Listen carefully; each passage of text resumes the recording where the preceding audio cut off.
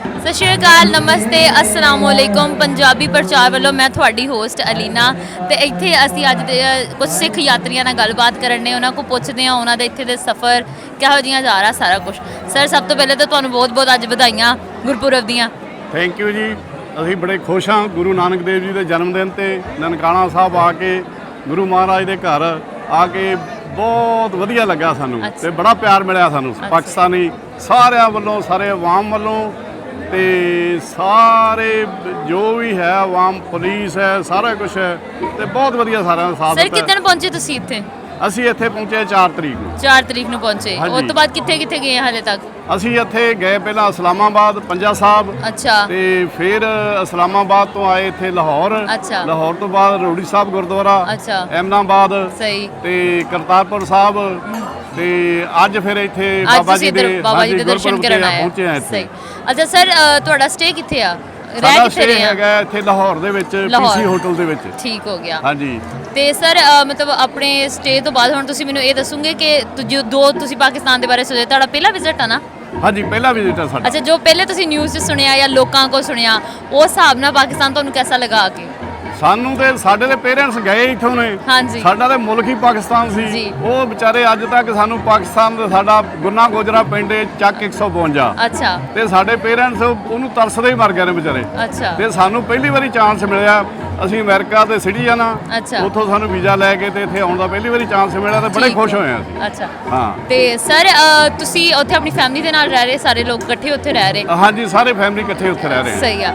ਤੇ ਸਰ ਉੱਥੇ ਵੀ ਮਤਲਬ ਤੁਸੀਂ ਇਦਾਂ ਮਤਲਬ ਕਿਉਂਕਿ ਅਸੀਂ ਪੰਜਾਬੀ, ਅਸੀਂ ਕਿੱਥੇ ਵੀ ਜਾਈਦਾ ਆਪਣਾ ਕਲਚਰ ਨਹੀਂ ਭੁੱਲੀਦਾ। ਤੁਸੀਂ ਵੀ ਟਰਬਨ ਪਹਿਨੀ ਹੋਈ ਆ ਤੇ ਮਤਲਬ ਜਿਹੜੀਆਂ ਸਾਡੀਆਂ ਆਪਣੀਆਂ ਰਵਾਇਤ ਆ ਉਹਨਾਂ ਨੂੰ ਸਾਨੂੰ ਆਪਣੀ ਅਗਲੀ ਜਨਰੇਸ਼ਨ ਤੱਕ ਵੀ ਪਹੁੰਚਾਉਣਾ ਚਾਹੀਦਾ।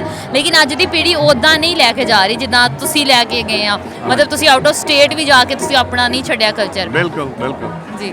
ਤੇ ਇਹਦੇ ਬਾਰੇ ਤੁਸੀਂ ਕੀ ਕਹੋਗੇ ਕਿ ਜਿਹੜੀ ਅੱਜ ਦੀ ਜਨਰੇਸ਼ਨ ਆ ਕਿਉਂ ਨਹੀਂ ਫੋਲੋ ਕਰ ਰਹੀ? ਉਹ ਹੁਣ ਤੁਹਾਨੂੰ ਪਤਾ ਥੋੜਾ ਟਾਈਮ ਚੇਂਜ ਹੋ ਗਿਆ। ਹਾਂਜੀ। ਤੇ ਹਰ ਚੀਜ਼ ਜਿਹੜੀ ਹੈ ਟਾਈਮ ਦੇ ਹਿਸਾਬ ਨਾਲ ਫਿਰ ਥੋੜੀ ਚੇਂਜ ਹੁੰਦੀ ਰਹਿੰਦੀ ਹੈ। ਹਾਂਜੀ। ਤੇ ਬੱਚੇ ਵੈਸੇ ਠੀਕ ਹੈ, ਪੰਜਾਬੀ ਬੋਲਦੇ ਨੇ, ਸਾਰਾ ਕੁਝ ਠੀਕ ਹੈ। ਸਹੀ। ਤੇ ਉਹਨਾਂ ਨੂੰ ਆਪਣੇ ਗੁਰੂਆਂ ਬਾਰੇ, ਗੁਰਦੁਆਰਿਆਂ ਬਾਰੇ ਸਾਰੇ ਦੀ ਨੌਲੇਜ ਹੈ। ਠੀਕ। ਪਰ ਉਹਨਾਂ ਦੀ ਪੜ੍ਹਾਈ ਦੇ ਹਿਸਾਬ ਨਾਲ, ਮੁਲਕ ਦੇ ਹਿਸਾਬ ਨਾਲ ਥੋੜਾ ਬਹੁਤਾ ਚੇਂਜ ਤੇ ਹੋਣਾ ਪੈਂਦਾ ਹੀ ਹੈ। ਬਿਲਕੁਲ, ਉਹ ਤਾਂ ਕਲਚਰ ਦੇ ਹਿਸਾਬ ਨਾਲ ਚੀਜ਼ਾਂ ਆਉਂਦੀਆਂ ਕਲਚਰ ਦੇ ਹਿਸਾਬ ਨਾਲ ਉਹਨਾਂ ਥੋੜਾ ਬਹੁਤਾ ਚੇਂਜ ਹੋਣਾ ਪੈਂਦਾ। ਸਹੀ। ਠੀਕ ਆ। ਹੋਰ ਸਰ ਤੁਸੀਂ ਮੈਨੂੰ ਇੱਥੇ ਦੇ ਵਿਜ਼ਿਟ ਦੇ ਬਾਰੇ ਦੱਸੋ। ਇੱਥੇ ਦੇ ਲੋਕਾਂ ਨਾਲ, ਪਾਕਿਸਤਾਨੀਆਂ ਨਾਲ ਮਿਲ ਕੇ ਤੁਹਾਨੂੰ ਕਿਹਦਾ ਮਹਿਸੂਸ ਹੋਇਆ? ਮੈਂ ਕਹਿੰਦਾ ਵੀ ਸਾਨੂੰ ਇੰਨੀ ਖੁਸ਼ੀ ਹੋਈ ਹੈ ਵੀ ਤੇ ਇਹ ਕਹਿ ਨਹੀਂ ਸਕਦੇ, ਮਤਲਬ ਜ਼ੁਬਾਨ ਤੋਂ ਵੀ ਇੰਨੀ ਸਾਨੂੰ ਮਿਲ ਕੇ ਖੁਸ਼ੀ ਹੋਈ ਹੈ। ਹਰ ਬੰਦਾ ਸਾਡੇ ਨਾਲ ਫੋਟੋ ਖਿਚਾਉਣ ਨੂੰ, ਗੱਲਬਾਤ ਕਰਨ ਨੂੰ, ਸਾਡੀ ਆਪਣੀ ਜ਼ੁਬਾਨ, ਸਾਡੇ ਆਪਣੇ ਭੈਣ ਭਰਾ, ਸਾਨੂੰ ਇਦਾਂ ਲੱਗ ਰਿਹਾ ਵੀ ਅਸੀਂ ਆਪਣੇ ਘਰ ਆਏ ਹਾਂ। ਅੱਛਾ। ਹਾਂਜੀ। ਤੇ ਸਰ ਤੁਸੀਂ ਗਏ ਆ ਅੰਦਰ, ਅੱਜ ਜਿਹੜਾ ਪਹਿਲਾ ਦਿਨ ਤੁਸੀਂ ਇੱਥੇ ਨਨਕਾਣਾ ਸਾਹਿਬ ਰਹੇ ਆ ਤੇ ਅੱਜ ਤੁਸੀਂ ਮੱਥਾ ਟੇਕਿਆ, ਉਸ ਤੋਂ ਬਾਅਦ ਪਾਲਕੀ ਸਾਹਿਬ ਨੂੰ ਵੀ ਦੇਖਿਆ, ਇਹ ਸਾਰੀਆਂ ਰਵਾਇਤ ਦੇਖ ਕੇ ਇਹ ਤੁਹਾਡੀਆਂ ਫੀਲਿੰਗਸ ਕੀ ਆ? ਮਤਲਬ ਇੱਕ ਹੁੰਦੀ ਨਾ ਇੱਕ ਜਿਹੜੀ ਬੰਦੇ ਨੂੰ ਰੂਹਾਨੀ ਇੱਕ ਕੈਫੀਅਤ ਆਉਂਦੀ ਆ ਕਿ ਸਕੂਨ ਵਗੈਰਾ, ਉਹ ਤੁਸੀਂ ਥੋੜਾ ਡਿਸਕ੍ਰਾਈਬ ਕਰੋ ਸਾਨੂੰ।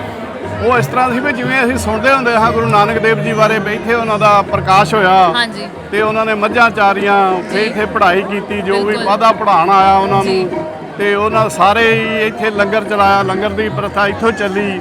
ਤੇ ਬਾਬਿਆਂ ਨੇ ਇੱਥੋਂ ਉਦਾਸੀਆਂ ਸ਼ੁਰੂ ਕੀਤੀਆਂ, 4 ਉਦਾਸੀਆਂ ਉਹਨਾਂ ਨੇ ਕੀਤੀਆਂ। ਜੀ। ਤੇ ਬਹੁਤ ਵਧੀਆ ਸਾਨੂੰ ਸਾਰਾ ਕੁਝ ਇੱਥੇ ਇਤਿਹਾਸ ਬਾਰੇ ਹੋਰ ਵਧੀਆ ਪਤਾ ਲੱਗਾ। ਤੇ ਆ ਕੇ ਅਸੀਂ ਉਹਨਾਂ ਦੇ ਘਰ ਬੜੇ ਚਿਰ ਤੋਂ ਤਰਸਦੇ ਸਾਂ ਇੱਥੇ ਆਉਣ ਨੂੰ, ਤੇ ਸਾਨੂੰ ਮੌਕਾ ਮਿਲਿਆ ਤੇ ਅਸੀਂ ਬੜੇ ਖੁਸ਼ ਹੋਏ ਹਾਂ। ਜੀ ਸਰ, ਬਹੁਤ ਸ਼ੁਕਰੀਆ ਇੰਨਾ ਜ਼ਿਆਦਾ ਸਾਡੇ ਨਾਲ ਆਪਣਾ ਨੌਲੇਜ ਸ਼ੇਅਰ ਕਰਨ ਲਈ, ਆਪਣਾ ਐਕਸਪੀਰੀਅੰਸ ਦੱਸਣ ਲਈ। ਬਹੁਤ ਵਧੀਆ ਲੱਗਾ ਤੁਹਾਡੇ ਨਾਲ ਗੱਲ ਕਰਕੇ ਜੀ। ਬਹੁਤ ਬਹੁਤ ਵਧਾਈਆਂ। Thank you so much. Waheguru Khalsa, Waheguru Fateh.